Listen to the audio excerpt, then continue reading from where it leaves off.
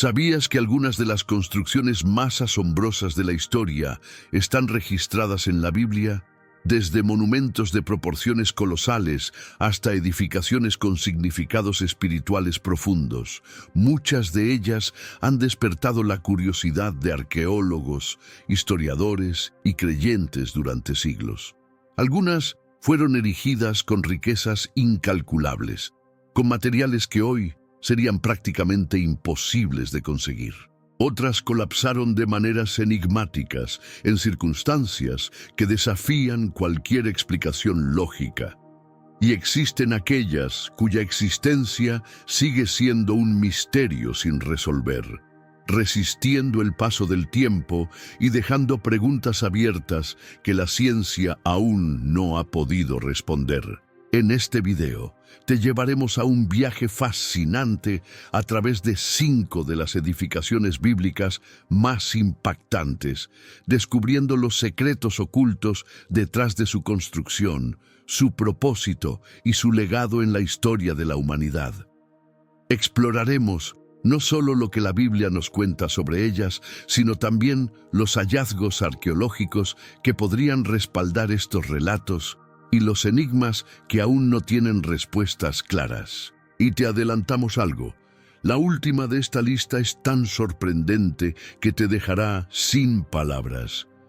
Si te apasiona la historia bíblica y quieres seguir descubriendo más misterios como estos, asegúrate de suscribirte al canal y activar la campanita para no perderte ningún video. ¿Estás listo para explorar la intersección entre la fe, la historia y la arqueología? Entonces prepárate, porque comenzamos ahora mismo.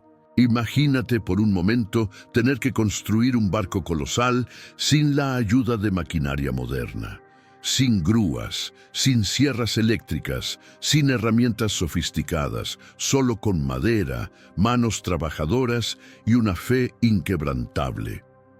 No hay planos detallados ni computadoras que calculen la estructura ideal. Solo un hombre y su determinación frente a una tarea monumental.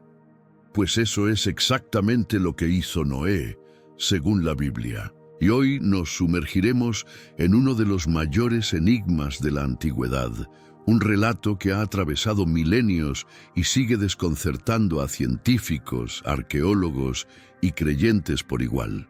De acuerdo con las Escrituras, en una época en la que la humanidad se había corrompido, Dios escogió a un hombre para llevar a cabo una misión que parecía imposible: construir una embarcación gigantesca que sirviera como refugio para su familia y para una pareja de cada especie animal, protegiéndolos de una gran inundación que cubriría la tierra.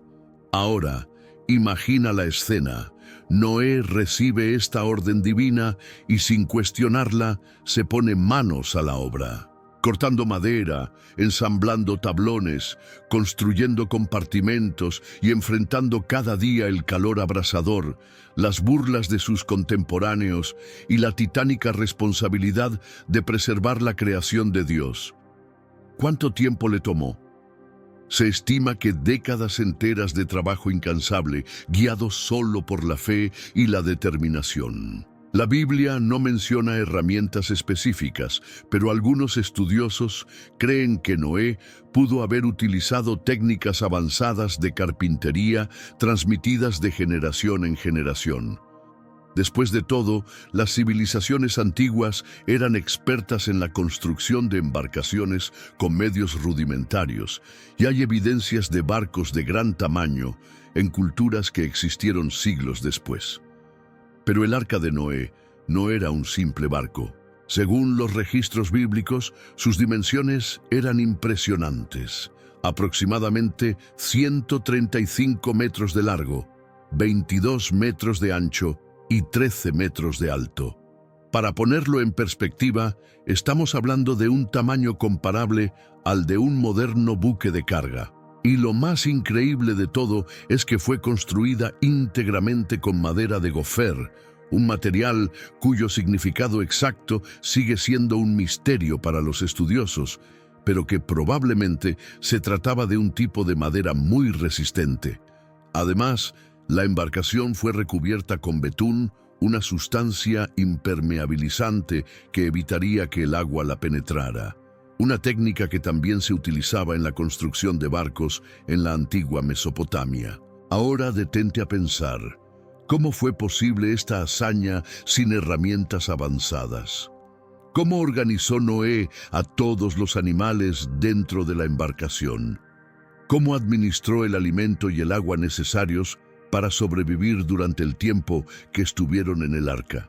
Y la pregunta que más divide opiniones: ¿existió realmente un diluvio lo suficientemente catastrófico como para cubrir montañas enteras?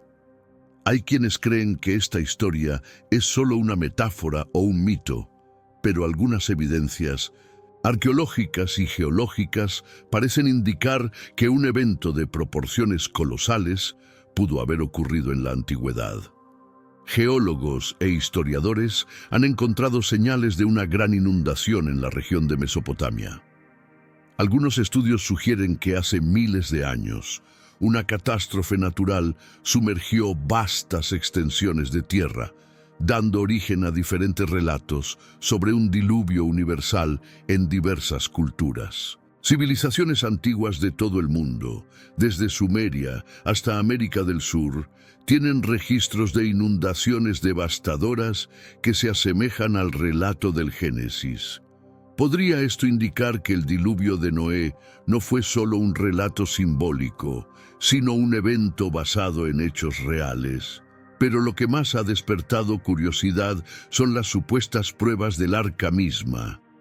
En 1959, un piloto turco sobrevoló el monte Ararat y avistó una extraña formación que tenía la forma de un casco de barco. Desde entonces, múltiples expediciones han intentado verificar si los restos de la mítica embarcación de Noé podrían estar enterrados en esa región.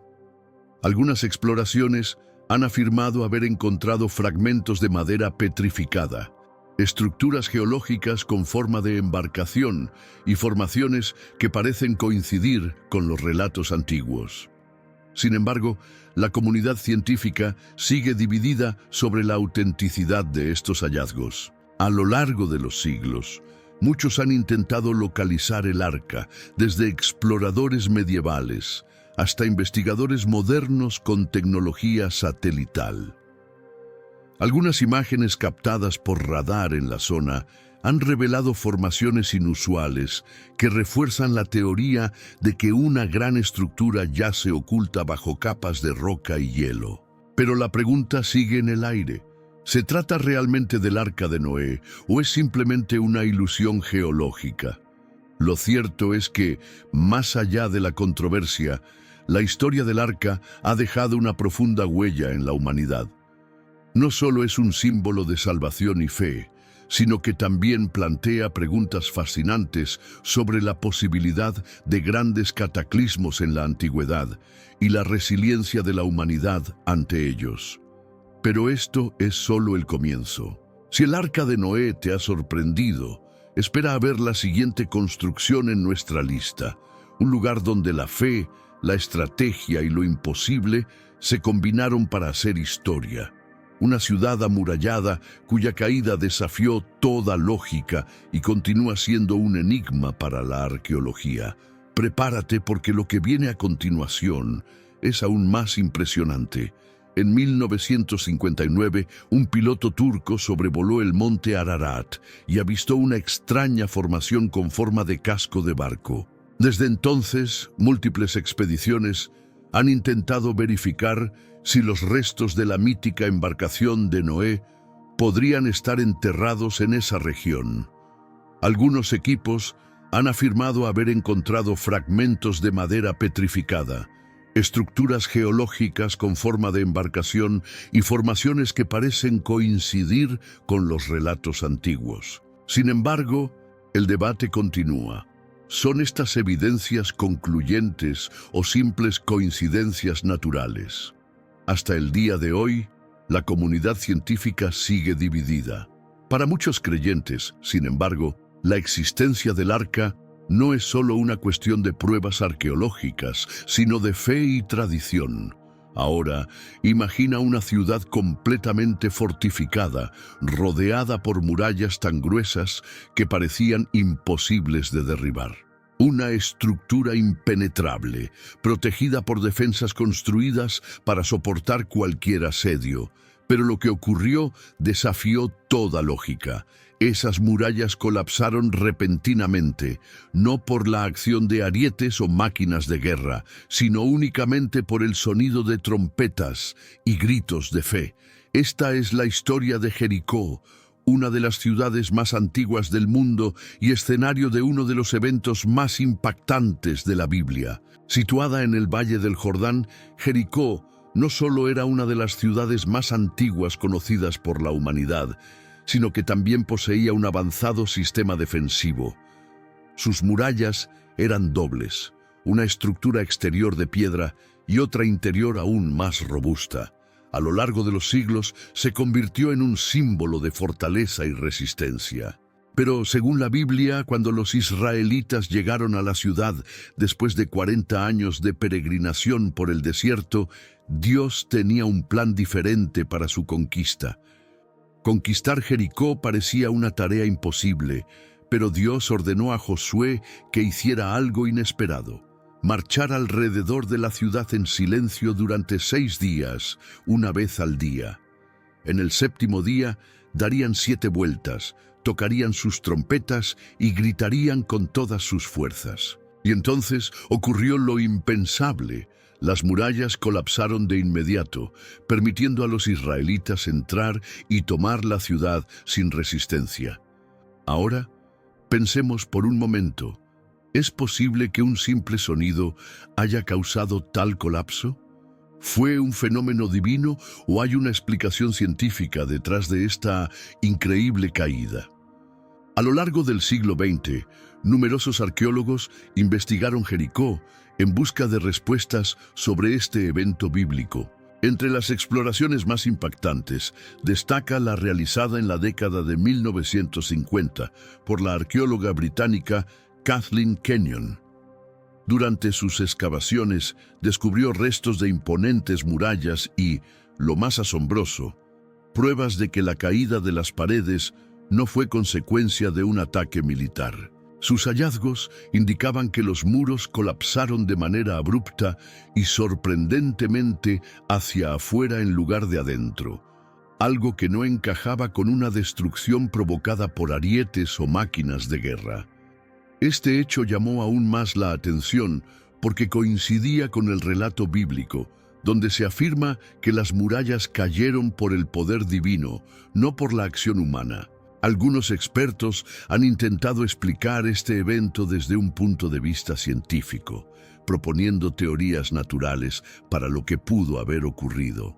Una de las hipótesis más aceptadas sugiere que un terremoto pudo haber sido el verdadero responsable del colapso de Jericó. Y esta idea no es descabellada, ya que la ciudad se encuentra situada sobre una falla geológica activa, lo que hace que los sismos sean relativamente frecuentes en la región. Según esta teoría, un temblor en el momento preciso podría haber debilitado las estructuras, haciendo que las murallas cedieran repentinamente. Sin embargo, aquí es donde surge la mayor incógnita. ¿Cómo pudo Josué, junto con el pueblo de Israel, predecir con exactitud el momento exacto en el que se produciría un terremoto? Y aún más desconcertante, ¿cómo ocurrió este fenómeno exactamente cuando sonaron las trompetas y se elevó el grito de guerra de los israelitas? Es un misterio que sigue sin resolverse hasta el día de hoy. Y si creías que lo que acabamos de contar es impresionante, prepárate, porque la siguiente construcción es aún más enigmática y majestuosa. Imagina un edificio tan imponente que sus paredes estaban revestidas de oro puro, reflejando la luz del sol con un resplandor celestial. Un lugar sagrado, erigido con la finalidad de albergar la presencia divina. Un templo que se convertiría en el centro espiritual de toda una nación. Estamos hablando del legendario Templo de Salomón, la edificación más grandiosa jamás construida por el antiguo Israel. Según la Biblia, Salomón, hijo del rey David, fue el responsable de su construcción. Dios le había dado la misión de edificar un santuario digno de su presencia, un lugar donde el pueblo pudiera acudir para adorar y ofrecer sacrificios. La ubicación elegida no fue casual. El templo fue construido en el monte Moria, el mismo lugar donde siglos antes Abraham estuvo a punto de sacrificar a su hijo Isaac en obediencia a Dios. El proceso de construcción fue monumental. Miles de obreros participaron en la obra, incluyendo artesanos especializados en tallar piedra y madera. Para edificar el templo, se utilizaron piedras labradas con extrema precisión, transportadas hasta el sitio sagrado sin que se escuchara el sonido de martillos o herramientas de hierro, en cumplimiento con los mandatos divinos. Además, se importaron enormes cantidades de cedro del Líbano, una de las maderas más valiosas de la época, conocida por su durabilidad y fragancia única. Pero lo más asombroso del templo no era su tamaño, sino su riqueza y esplendor. Todo su interior estaba revestido de oro puro, reflejando un brillo majestuoso que debía ser sobrecogedor. En las paredes se esculpieron querubines, palmeras y flores, simbolizando la conexión entre lo terrenal y lo divino. En el corazón del templo se encontraba el Santo de los Santos, el lugar más sagrado de todos, donde se guardaba el Arca de la Alianza, el objeto más importante del judaísmo que representaba la presencia de Dios entre su pueblo.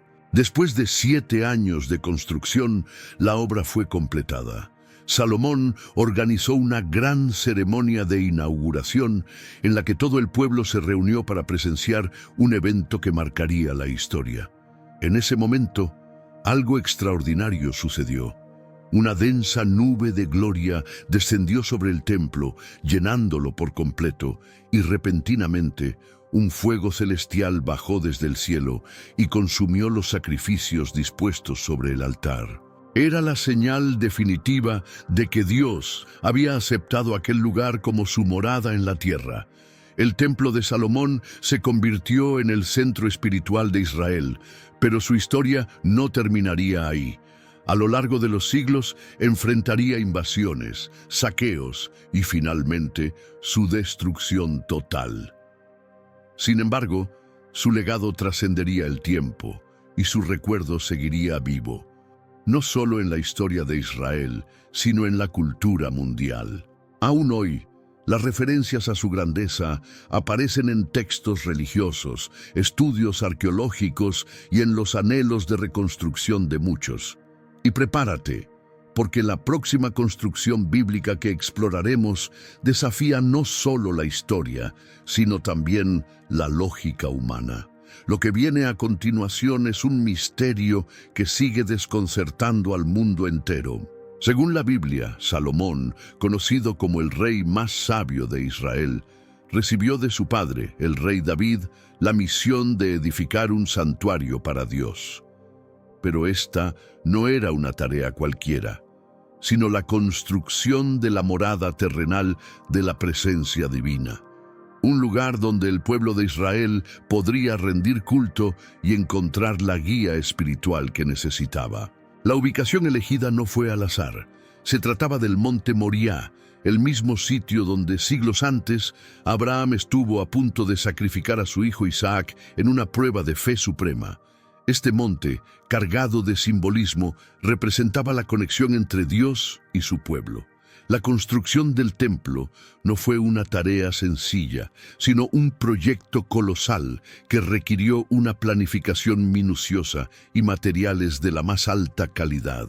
Las piedras utilizadas fueron extraídas y talladas con precisión milimétrica en canteras lejanas, para luego ser transportadas y ensambladas sin que se escuchara el sonido de martillos o herramientas de hierro en el sitio, cumpliendo así con las instrucciones divinas.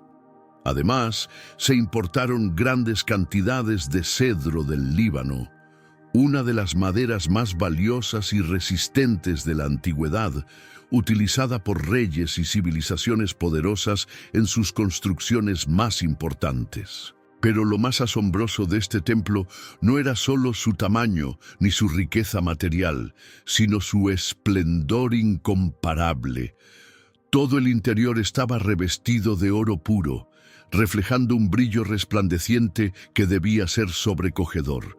Las paredes estaban decoradas con esculturas de querubines, palmeras y flores, elementos que simbolizaban la conexión entre lo divino y lo terrenal. En el corazón del santuario, en el lugar más sagrado de todos, se encontraba el Santo de los Santos, el recinto destinado a albergar la reliquia más importante del pueblo de Israel, el Arca de la Alianza, el símbolo supremo de la presencia de Dios en medio de su pueblo.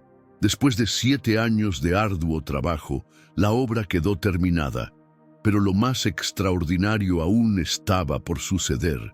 Para inaugurar el templo, Salomón convocó a todo el pueblo de Israel a una ceremonia inolvidable. Sacerdotes, levitas, nobles y ciudadanos se reunieron en las puertas del santuario para presenciar un evento sin precedentes. De pie, frente al altar, Salomón elevó una oración solemne pidiendo que Dios aceptara aquel templo como su morada sagrada. Entonces ocurrió algo que dejó a todos sin aliento.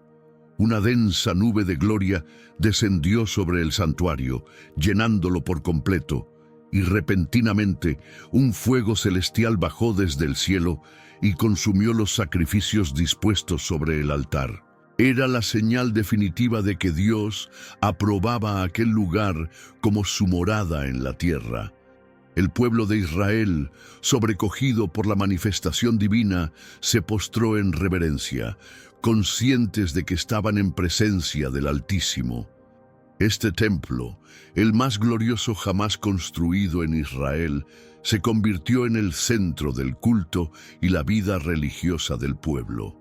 Pero su historia también estuvo marcada por la tragedia. Fue saqueado en múltiples ocasiones y finalmente destruido por el ejército babilónico en el año 586 a.C., bajo el mando del rey Nabucodonosor II. Con su caída, el pueblo de Israel fue llevado al exilio en Babilonia, marcando el inicio de uno de los períodos más oscuros de su historia. A pesar de ello, la esperanza de su restauración nunca desapareció. Y prepárate, porque la próxima construcción que exploraremos es aún más impactante. Imagina un mundo donde toda la humanidad habla un mismo idioma, sin barreras lingüísticas ni culturales, donde todos trabajan juntos con un solo propósito: erigir una torre tan alta que llegue hasta el cielo. Un proyecto colosal que simbolizaba el poder y la unidad de la humanidad, pero que, en lugar de acercar a los hombres a Dios, despertó su ira. Algo increíble ocurrió. La comunicación entre ellos se rompió de repente, la confusión se apoderó del lugar y la construcción quedó paralizada para siempre. Pero ¿qué fue realmente la Torre de Babel? ¿Existió de verdad? ¿Qué nos dice la arqueología sobre esta historia? Y lo más importante, ¿qué enseñanza nos deja esta edificación hasta el día de hoy? Según la Biblia, después del diluvio, los descendientes de Noé comenzaron a dispersarse y a poblar la tierra. En un momento determinado, decidieron establecerse en la llanura de Sinar, lo que hoy conocemos como Mesopotamia. Allí, con una tecnología revolucionaria para la época, ladrillos cocidos en horno y betún como argamasa, comenzaron a levantar una torre que alcanzara los cielos. Pero esta no era solo una obra arquitectónica monumental, sino un símbolo de orgullo y autosuficiencia. Hagámonos un nombre para que no seamos dispersados sobre la faz de la tierra, proclamaban con determinación. Génesis 11:4. En otras palabras, Querían desafiar la autoridad de Dios y asegurarse de que su poder y gloria fueran reconocidos en todo el mundo. Dios, al ver la arrogancia y ambición del hombre, tomó una decisión drástica: confundir su lenguaje para que no pudieran entenderse entre sí. Imagina la escena. Un obrero pide un ladrillo, pero su compañero entiende que le está pidiendo agua. El capataz da órdenes, pero nadie las comprende. De repente, el caos se apodera de la construcción y los trabajadores, incapaces de coordinarse, abandonan el proyecto. En cuestión de horas, lo que parecía un ambicioso monumento al poder humano se convirtió en un símbolo de desunión y fracaso. Este evento marcó el origen de la diversidad lingüística de la humanidad, según el relato bíblico. Pero, ¿es esto solo un mito o hay evidencias de que una estructura así pudo haber existido? Algunos historiadores y arqueólogos creen que la Torre de Babel pudo haber estado inspirada en los zigurats mesopotámicos, enormes templos piramidales escalonados construidos en honor a los dioses. Estas estructuras eran de vital importancia para las civilizaciones de la región, y una de las más famosas fue el Etemenanki, un gigantesco zigurat en la antigua Babilonia dedicado al dios Marduk. Curiosamente, los registros babilónicos se refieren a este templo como la casa que une el cielo y la tierra, un nombre sorprendentemente similar a la función que la Torre de Babel pretendía cumplir. Aunque esta estructura fue destruida y reconstruida en varias ocasiones, su existencia podría estar vinculada al relato bíblico, lo que hace que el misterio de la Torre de Babel siga intrigando a investigadores y creyentes hasta el día de hoy. Ahora reflexiona, ¿qué estás construyendo en tu vida? ¿Algo que glorifique a Dios o algo que solo engrandezca tu propio orgullo? Si deseas edificar tu vida sobre bases sólidas y bajo la voluntad de Dios, escribe en los comentarios: Señor, quiero construir mi vida en ti. Pero Dios, al ver la ambición humana, tomó una decisión drástica: confundir el lenguaje de los hombres para que no pudieran entenderse entre sí. Imagina la escena. Un obrero pide un ladrillo, pero su compañero entiende que le está pidiendo agua. El capataz da órdenes, pero nadie las comprende. Las discusiones y la confusión se esparcen rápidamente. En cuestión de horas, lo que parecía un proyecto monumental se convirtió en un desastre total. La falta de comunicación hizo que la obra se detuviera por completo y, sin otra opción, los constructores abandonaron la torre y se dispersaron por toda la tierra. Así nacieron nuevas naciones y culturas con diferentes idiomas, y con ellas civilizaciones que evolucionaron de manera independiente. Según la tradición bíblica, este evento marcó el origen de la diversidad lingüística de la humanidad, pero también dejó una lección profunda. Los logros humanos, cuando se basan en la soberbia y el deseo de alcanzar el cielo por su propia fuerza, terminan en fracaso. Sin embargo, esta historia también genera preguntas. ¿Es solo un relato simbólico o hay alguna evidencia arqueológica que respalde su existencia? Algunos historiadores y arqueólogos creen que la Torre de Babel pudo haber estado inspirada en los zigurats, templos de forma piramidal escalonada que eran característicos de la antigua Mesopotamia. Estas enormes estructuras servían como santuarios dedicados a los dioses y eran construidas en varias ciudades importantes de la región, como Ur, Nínive y Babilonia. A diferencia de las pirámides egipcias, que eran tumbas, los zigurats eran centros religiosos donde los sacerdotes realizaban sacrificios y ceremonias. Uno de los ejemplos más famosos es el Etemenanki, un gigantesco zigurat en la antigua Babilonia, dedicado al dios Marduk. Lo más sorprendente es que los registros babilónicos se refieren a este templo como la casa que une el cielo y la tierra, un nombre que se asemeja notablemente al propósito de la Torre de Babel, descrito en la Biblia. Se cree que esta estructura tenía 7 niveles y alcanzaba una altura impresionante para la época. Sin embargo, la historia nos dice que esta edificación fue destruida y reconstruida en varias ocasiones hasta que finalmente fue abandonada. ¿Podría ser esta la torre original mencionada en el relato bíblico? Existen textos antiguos que describen cómo el rey Nabucodonosor II intentó restaurar la gran torre, pero los esfuerzos fueron en vano. Con el tiempo, el clima y la erosión redujeron la estructura a escombros. A pesar de esto, algunas inscripciones de la época sugieren que su imagen perduró en la memoria colectiva como un monumento de grandeza y ambición. Hoy los arqueólogos han identificado las ruinas de lo que pudo haber sido el Etemenanki en la ciudad de Babilonia, pero el debate sigue abierto. No hay una respuesta definitiva sobre la Torre de Babel, pero su historia nos deja una pregunta importante. ¿Qué estamos construyendo en nuestras vidas? ¿Algo que glorifique a Dios o algo que solo engrandezca nuestro propio orgullo? Si deseas edificar tu vida sobre bases sólidas y bajo la voluntad de Dios, escribe en los comentarios: Señor, quiero construir mi vida en ti. Y en el próximo capítulo, exploraremos otra construcción bíblica que desafía la lógica y la historia. Imagina vivir en una época en la que tu pueblo ha sido arrancado de su tierra, llevado al exilio, y ha visto cómo el templo sagrado, el corazón de su fe, fue reducido a escombros. Parecería el fin de toda esperanza y de la conexión con Dios. Pero para los judíos, esto no significó una derrota definitiva.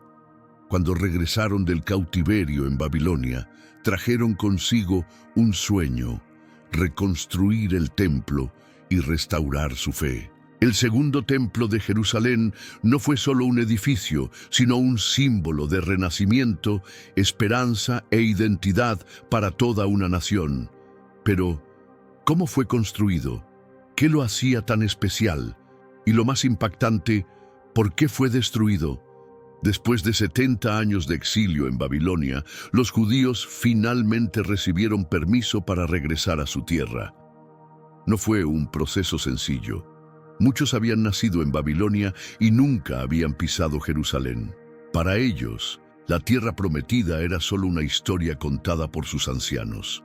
Sin embargo, el anhelo de reconstruir su hogar y restaurar el templo los impulsó a emprender el viaje de regreso.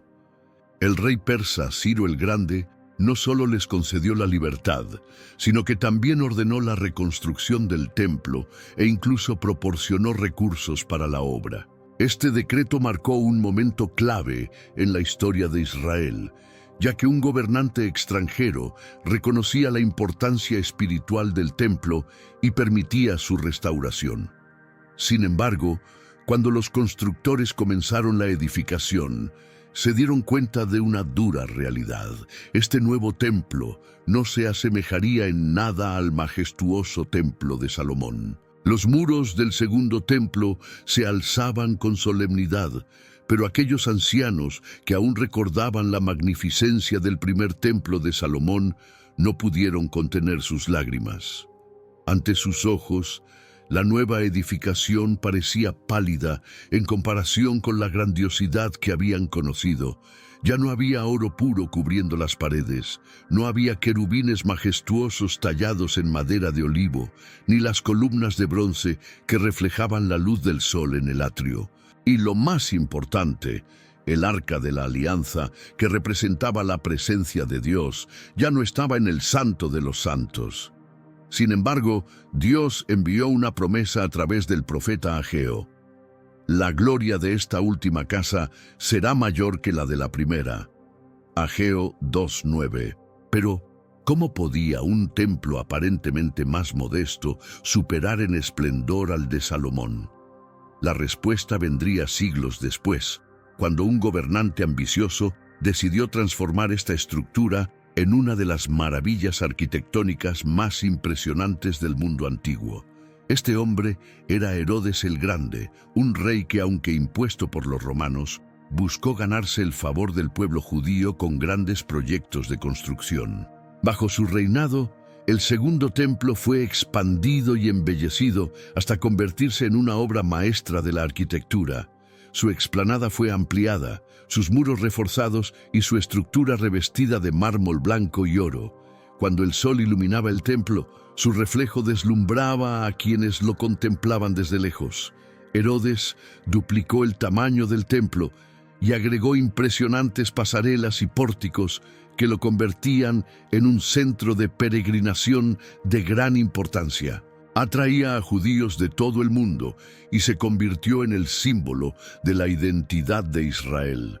Fue en este templo donde Jesús enseñó, realizó milagros y expulsó a los mercaderes que habían convertido la casa de oración en un mercado. Pero, aunque majestuoso, su destino ya estaba escrito. En el año 70 después de Cristo, durante la revuelta judía contra Roma, las legiones del general Tito sitiaron Jerusalén. Después de meses de resistencia, finalmente irrumpieron en la ciudad y destruyeron el templo. El fuego consumió la estructura y los soldados romanos desmontaron las piedras en busca del oro derretido. La profecía de Jesús se cumplió: no quedará piedra sobre piedra. Mateo 24:2. Hoy solo queda en pie el muro de las lamentaciones, el último vestigio de aquel imponente santuario que una vez fue el epicentro espiritual del pueblo de Israel. Para los judíos sigue siendo un lugar sagrado de oración y recuerdo, un sitio donde miles de fieles se congregan diariamente para orar, escribir sus peticiones y depositarlas entre sus grietas, manteniendo viva la conexión con su historia y su fe. Para la humanidad, es un testimonio de la grandeza y la tragedia de una de las edificaciones más importantes de la historia. Un monumento silencioso que recuerda la gloria de un templo que, a pesar de su desaparición física, sigue siendo un símbolo de identidad y devoción. Herodes el Grande, en su afán por engrandecer su legado y consolidar su autoridad sobre el pueblo judío, emprendió una ambiciosa expansión del segundo templo. No solo lo restauró, sino que lo amplió y embelleció como nunca antes. Duplicó el tamaño de la explanada del templo, una obra de ingeniería monumental que implicó la construcción de enormes muros de contención para sostener una plataforma colosal.